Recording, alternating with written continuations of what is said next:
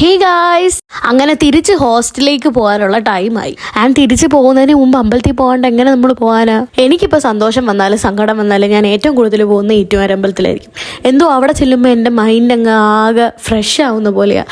പിന്നെ നമ്മൾ അവിടെ നിന്ന് പ്രാർത്ഥിച്ചൊക്കെ കഴിഞ്ഞ് നേരെ വീട്ടിലേക്ക് അങ്ങ് പോയി. ഇന്ന് അച്ഛൻ്റെ നൈറ്റ് ഡ്യൂട്ടിയാണ്. സോ അമ്മ വന്നിട്ട് പറയുക നമുക്ക് രാത്രി തട്ടുദോശ കഴിക്കാൻ പോയാലോ എന്ന്.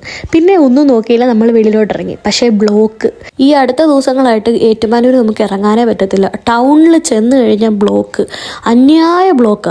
അറ്റ് ലാസ്റ്റ് ആഫ്റ്റർ എ വലിയ ബ്ലോക്ക് നമ്മൾ തട്ടുകടയിൽ എത്തിയിട്ടുണ്ട്. പിന്നെ ദോശയും ചമ്മന്തിയും അതാണല്ലോ കഴിക്കാൻ വന്നത്. അപ്പം പിന്നെ അതെല്ലാം ഓർഡർ ചെയ്തിട്ട് നമ്മളൊരു മൂലയ്ക്ക് അങ്ങ് പോയിരുന്നു. ആൻഡ് ഓംലെറ്റ് ഇല്ലാണ്ട് എന്ത് ദോശയല്ലേ.